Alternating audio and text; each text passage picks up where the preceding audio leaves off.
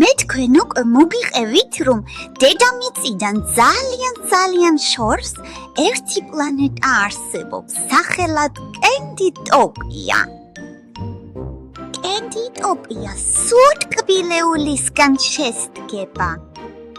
იქ სახლები ვაფლის კედლებითაა აშენებული და სახურავეთ ტკბილი ნუშის კრემი უსვიათ.